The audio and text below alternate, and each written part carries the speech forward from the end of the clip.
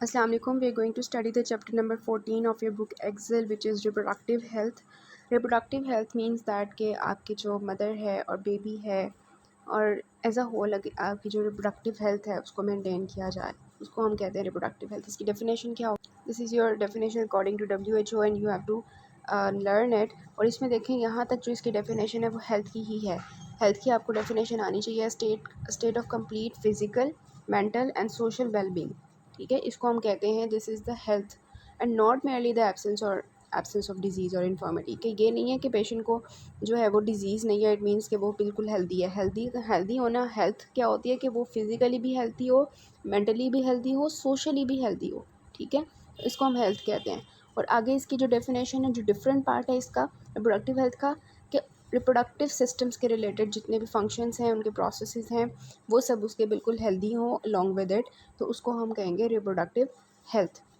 अब इसके कंपोनेंट्स क्या होते हैं? रिप्रोडक्टिव हेल्थ में हम क्या क्या पढ़ते हैं? सेफ़ मदरहुड मीन्स के जो मदर है वो सेफ़ होगी। अगर मदर हेल्दी होगी तो बेबी भी उसका हेल्दी होगा। तो safe motherhood is a component of reproductive health. Family planning से क्या फ़ायदा होता है? एक तो मदर को भी फ़ायदा होता है, ये फ़ायदा होता है कि वो उसकी जो बीमारियाँ वगैरह होती है वो ठीक रहती है, वो सेहतमंद रहती है। और अगर वो स्पेसिंग बिटवीन द चिल्ड्रन करती है तो उससे बेबी को भी फ़ायदा होता है कि जो बेबी होता है उसको केयर मिल जाती है अनटिल द नेक्स्ट बेबी। ठीक है, इसके अलावा इनफर्टिलिटी को भी हम इसमें कंपोनेंट में स्टडी करते हैं। ठीक है, रिप्रोडक्टिव हेल्थ के जो कंपोनेंट है उसमें इनफर्टिलिटी भी आती है कि उसको हमने प्रिवेंट करना होता है, मैनेज करना होता है। ठीक है, और अगर वो कंसीव कर लेती है तो हमने उसके अबॉर्शन को भी प्रिवेंट करना होता है। एंड ड्यूरिंग इंटरकोर्स हमारे पास इस तरह की जितनी भी हमारे पास हैं STDs हैं, HIV एड्स हैं, उनकी प्रिवेंशन एंड मैनेजमेंट करनी होती है।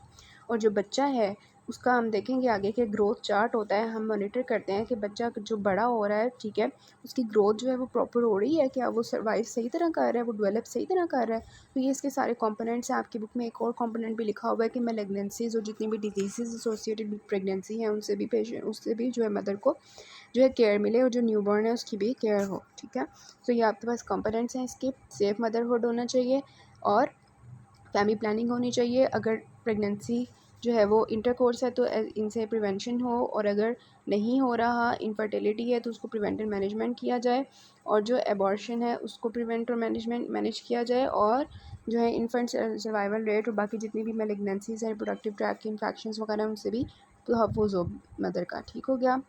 देन आपकी जो है इसमें से जो आपने करना है वो रिप्रोडक्टिव हेल्थ की डेफिनेशन करनी है, इसके कंपोनेंट्स कर लेने हैं। ठीक है, this is your SCQs as well as for your viva.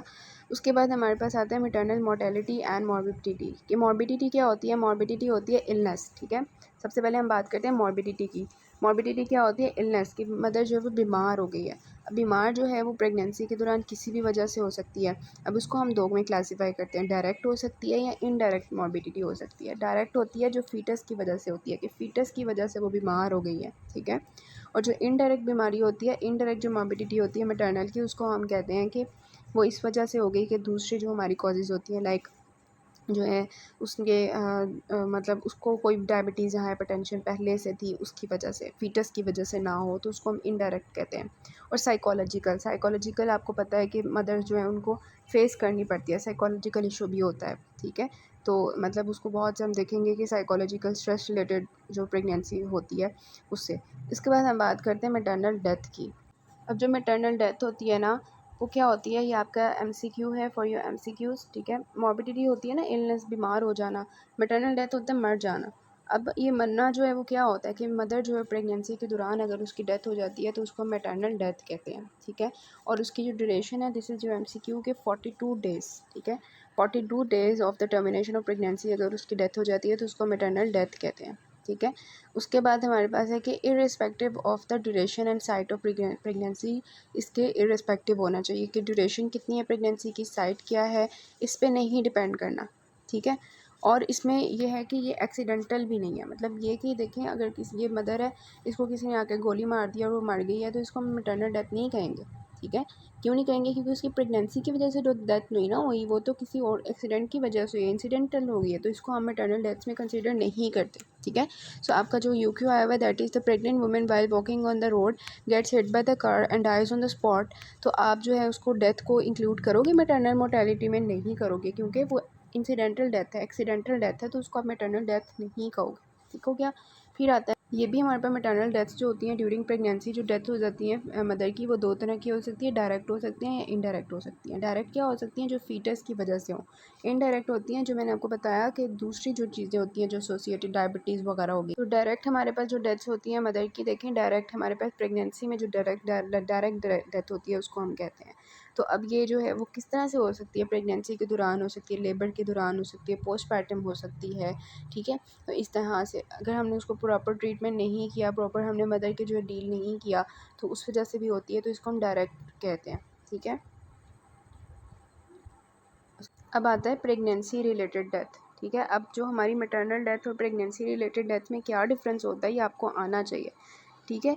The death of the women while pregnant or within 42 days of termination of pregnancy irrespective of the cause of death. This is actually the differentiating point from the maternal death. maternal death में हमने कहा था कि accidental और incidental causes की वजह से अगर डेथ होगी तो उसको maternal death में इंक्लूड नहीं करेंगे, लेकिन यहाँ पे भी विदिन 42 डेज़ में हो रहा है, लेकिन irrespective of cause of death है। कोई भी कॉज हो सकता है, उसको गोली लग सकती है, वो कार से हिट हो सकती है, उसको किसी भी वजह से डेथ हो जाए ड्यूरिंग प्रेगनेंसी, तो उसको हम कहते हैं प्रेगनेंसी रिलेटेड डेथ, ठीक हो गया। तो अगर वो प्रेगनेंसी के दौरान हो गई है या प्रेगनेंसी टर्मिनेशन के 42 डेज़ के अंदर हो गई है तो उसको हम प्रेगनेंसी रिलेटेड डेथ कहते हैं ड्यू टू एनी कॉज। उसके बाद हम डिस्कस करते हैं कि लेट मैटरनल डेथ्स क्या होती हैं, ठीक है। ये आपकी बुक में लिखा हुआ है इसके बारे में। देखिए प्रेगनेंसी टाइमलाइन क्या होती है, सबसे पहले वो कंसीव करती है, फिर वो प्रेग्नेंट हो जाती है। 9 मंथ्स का जो है वो पीरियड होता है, उसको हम प्रीनेटल पीरियड भी कहते हैं, ठीक है, जो हमारी डिलीवरी से पहले का होता है। उसके बाद जो है डिलीवरी हो जाती है, डे ऑफ डिलीवरी होता है। उसके बाद आफ्टर बर्थ को हम पोस्टपार्टम कहते हैं।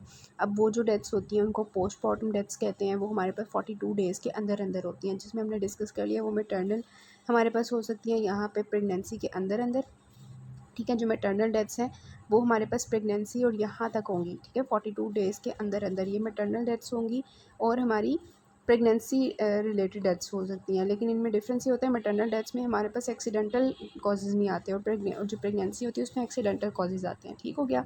तो यहाँ तक जो है ये वाली चीज़ें होगी जो हमने डिस्कस कर लिया। अब दूसरा आता है लेट मैटरनल डेथ्स, ठीक है। लेट मैटरनल डेथ्स वो होती हैं जो 43 टू 365 डेज़ के अंदर हो, means that 43 days after the termination of pregnancy से लेके टिल टिल हमारे पास 1 साल तक, 1 साल के अंदर अंदर 43 डेज़ से लेके 1 साल के अंदर अंदर, ठीक है। जैसे आम ज़ुबान में आप कहते हो ना वो जो 43 डेज़ होते हैं प्रेगनेंसी के बाद, वो शीला टाइप होता है, ठीक है। उसके बाद जो है हम स्टार्ट कर लेते हैं लेट मैटरनल डेथ्स को, ठीक है, टिल द 1 ईयर, ठीक है। तो ये होती है लेट मैटरनल डेथ्स। तो लेट मैटरनल डेथ क्या होती है, death of the women from direct और इनडायरेक्ट कॉजेज जितने भी हमने देखे हैं उनकी वजह से 42 डेज से लेके 1 साल तक, ठीक है, after the termination of pregnancy. फिर हम बात करते हैं अपनी बहुत ही इंपॉर्टेंट चीज़ का। ये सारी इंपॉर्टेंट चीज़ें हैं ये जैसे अभी तक हम डिस्कस कर रहे हैं, मैटरनल मोर्टेलिटी रेट, ठीक है। इसमें आपको क्या नज़र आ रहा है, मैटरनल डेथ डिवाइडेड बाय जितनी भी हमारी वुमेन है रिप्रोडक्टिव एज की, जो कि हम कंसिडर करते हैं बिटवीन 15 टू 49 ईयर्स, ठीक है। 15 टू 49 ईयर्स की जितनी भी वुमेन है रिप्रोडक्टिव एज की होती हैं, उनके अंदर से मैटरनल डेथ्स कितनी हो रही हैं उसको हम कहते हैं maternal mortality rate, the number of maternal deaths in the given period per population of the women who are of the reproductive age, ठीक है। तो ये आपने इसकी रेट और रेशो में डिफरेंस याद रखना है। रेशो क्या होता है, number of maternal deaths per live births, जितनी लाइव बर्थ्स हुई थी उनमें से मैटरनल डेथ्स कितनी हो गई, ठीक है। तो रेट में क्या था, हम मैटरनल डेथ्स ये सेम हमारे पास है, न्यूमिनेटर दोनों में सेम है, लेकिन नीचे वाला डिफरेंट है कि रेट में हमारे पास क्या था, रेट में वी वर हैविंग कि रिप्रोडक्टिव एज में कितनी मैटरनल डेथ्स हो रही हैं, और जो हमारे पास लाइव बर्ड्स में कितनी मैटरनल डेथ्स हो रही हैं उसको हम मैटरनल मोर्टेलिटी रेशो कहते हैं। और आपने ये भी याद रखना है, आपकी बुक में लिखा हुआ है कि it measures the maternal mortality ratio actually measures the risk of the women while being pregnant, ठीक है, कि रिस्क कितना है मदर का कि वो मर जाएगी ड्यूरिंग प्रेगनेंसी, ठीक है, उसको हम कहते हैं कि मैटरनल मोर्टेलिटी रेशो। उसके बाद हमारे पास आता है आपका इंपॉर्टेंट क्वेश्चन कि कॉजेज़ ऑफ मैटरनल मोर्टेलिटी क्या है। तो मेन कॉजेज़ आपको खुद भी पता है कि हेमरेज की वजह से बहुत सी मदर्स की डेथ हो जाती है, 21%, ठीक है, 21% जो डेथ्स होती हैं वो हेमरेज की वजह से हो सकती हैं, ठीक है। हेमरेज किसी भी तरह का हो सकता है, मतलब ब्लड जो है वो मतलब लीक आउट हो जाए ड्यूरिंग हमारे पास अबॉर्शन हो सकता है, या एक्टोपिक प्रेगनेंसी वगैरह, ठीक है। उसके बाद हमारे पास इसकी जस्ट आपने हेडिंग याद करनी है, hypertensive disease. Hypertensive disease then आती हैं 19% सबसे ज़्यादा हेमरेज की वजह से, उसके बाद हाइपरटेंसिव डिजीज़ की वजह से। और क्या हो सकता है, सेप्सिस या इन्फेक्शन की वजह से हो सकता है, ठीक है। यहाँ अबॉर्शन की वजह से हो सकता है, अबॉर्शन इज़ अगेन के हेमरेज में हमारे पास आ जाएगा, ठीक हो गया। तो ये हमारे पास मैटरनल डेथ की कॉजेज़ होती हैं। एक तो हमारे पास डायरेक्ट और इन नॉन हमारे पास होती है नॉन ऑब्स्ट्रक्टिव और डायरेक्ट कॉजेज़, और दूसरी होती है कॉन्ट्रीब्यूटरी कॉजेज़, ठीक है। तो यहाँ आपकी बुक में ये लिखी हुई है कि डायरेक्ट हमारे पास जो मेन कॉजेज़ होती हैं उसमें हेमरेज है, सेप्सिस है, इक्लेम्पसिया वगैरह है, लेबर है, अबॉर्शन, एनीमिया। एनीमिया की वजह से भी पता है डेथ्स हो जाती हैं, मेल न्यूट्रिशन की वजह से, और पल्मोनरी एम्बोलिज्म की वजह से, एनेस्थीसिया एक्सीडेंट्स हो सकते हैं। इस तरह के सारे मेन कॉजेज़ आ जाते हैं। और कंट्रीब्यूटरी में आते हैं कि जो सोशल फैक्टर्स जो फैक्टर्स आ जाते हैं उसमें, कि मदर को सोशल फैक्टर्स हो सकते हैं, लाइक उसकी जो फैमिली है उस पर डिपेंड करता है, फैमिली साइज़ पे, उसकी लिटरेसी पे, बर्थ इंटरवल पे, और सोशल फैक्टर्स पे ये भी आ जाता है कि उसकी जो डिलीवरी हुई है वो किसी अनट्रेंड दाई ने तो नहीं कर दी, कहीं जिसको आती नहीं थी करनी और उसने कर दी, तो सोशल फैक्टर्स में ये आ जाता है। और क्या होता है, बिहेवियल फैक्टर्स होते हैं, ठीक है। बिहेवियर के वो किस तरह से जो है उसका बिहेवियर क्या है सोसाइटी में, वो कितना मतलब एजुकेटेड है, कल्चरल आ जाता है। फिर हमारे इकोनॉमिक फैक्टर्स आ जाते हैं कि उसको उसके पास पैसे हैं थे इतने कि वो अपनी जो है वो सारा वो कर सके, अपनी प्रेगनेंसी को मेंटेन और बाद में सारे खर्चे पूरे कर सके, उसके ऊपर डिपेंड करता है। बायोलॉजिकल फैक्टर्स होते हैं जिसमें उसकी सोशल क्लास वगैरह डिपेंड करती है। और कंट्रीब्यूटरी कॉजेज़ में ये भी आ जाते हैं कि प्रेगनेंसी से पहले उसको पहले से कोई डिज़ीज़ थी, मदर को हार्ट डिज़ीज़ थी और अब उसकी प्रेगनेंसी हो गई, और उसकी जो हार्ट डिज़ीज़ है उसकी वजह से वो प्रेगनेंसी जो है उसकी वजह से और ज़्यादा वो डिज़ीज़ हो गई। तो ये कुछ कंट्रीब्यूटरी कॉजेज़ हैं, बहुत ही ईजी हैं, जो आपको जनरल पता भी हैं, ठीक है। फिर आप जब कॉजेज़ आपसे पूछे जाए ना, तो आप साथ में ना ये भी थ्री डिले मॉडल भी लिखते हैं। Three delay model is very important, जो आपका शायद आपको एग्जाम में नहीं मिलेगा। थ्री डिले मॉडल में देखें कि डिले हो सकता है 3 तरह से, delay in the decision making, ठीक है, delay in the reaching the hospital, and delay in receiving the health care at the facility. ये 3 तरह से डिले हो सकता है मदर की हॉस्पिटल तक। ये घर है उसका, ये उसका हॉस्पिटल है, ठीक है। This is the hospital and this is actually the home, ठीक है। अब डिले इन डिसीजन मेकिंग के, अब वो उसको, अब फॉर एग्जांपल वो बीमार, उसको प्रेग्नेंट थी और उसको हॉस्पिटल जाना पड़ गया, अब वो सोच रही है कि मैं जाऊँ या ना जाऊँ, उसने अपना जो है वो डिसीजन ही नहीं लिया कि अब मुझे जाना चाहिए या नहीं जाना चाहिए और ये सब कुछ, ठीक है। तो ये हमारे पास होता है delay on the decision making. फिर होता है कि जो डिले हो गया हॉस्पिटल तक पहुंचने में, कि वो हॉस्पिटल ही इतना दूर था कि वो वहाँ पे पहुंच ही नहीं पाई, ठीक है। तो इस तरह से ट्रांसपोर्टेशन नहीं थी, या उसको जो है वो बहुत ज़्यादा दूर पड़ रहा था हॉस्पिटल, तो ये हो गया डिले, सेकेंड डिले। और थर्ड डिले होता है कि जो हम हॉस्पिटल तक वो पहुँच गए लेकिन वहाँ पर हेल्थ केयर फैसिलिटीज़ ही नहीं है कि वो जल्दी से उनको उसको हेल्थ केयर प्रोवाइड कर सके, तो इसकी वजह से भी मैटरनल डेथ्स हो जाती हैं अगर इन 3 चीज़ों में डिले हो जाए। तो this is very important, 3 delay model, and you have to include this in the maternal deaths, ठीक है। कॉजेज़ 3 तरह से होते हैं, मेन कॉजेज़ होते हैं, कंट्रीब्यूटरी कॉजेज़ होते हैं, और जो है उसके होते हैं 3 डिले मॉडल वाले कॉजेज़। उसके बाद हम कैसे जो है मैटरनल मोर्टेलिटी को कम कर सकते हैं, ठीक है। ये 3 आपके मेजर चीज़ होती हैं कि सबसे पहले तो अगर तो प्रेगनेंसी नहीं हुई, ठीक है, बिफोर प्रेगनेंसी, तो आप मैटरनल मोर्टेलिटी को कैसे कम कर सकते हो। आप उसको जो है फैमिली प्लानिंग सिखाओ, ठीक है। आप उसको फैमिली प्लानिंग दिखाओ, आपको एक्सेस टू द कॉन्ट्रासेप्टिव्स, ठीक है, to avoid the unattended pregnancies, birth spacing होनी चाहिए, फैमिली प्लानिंग उसको सिखाओ, उसको एजुकेट करो, उसकी जो फीमेल लिटरेसी रेट है उसको ज़्यादा करो, ठीक है। उसके बाद जो है हमारे पास आ जाता है कि जो है ये हमारे पास हॉस्पिटल में क्या है, हॉस्पिटल में उसको जो है स्किल्ड केयर प्रोवाइड हो at the time of birth, और वैसे भी उसको ब्लड ट्रांसफ्यूजन्स जो है उसकी प्रॉपर जो है वो अवेलेबिलिटी हो, ठीक है।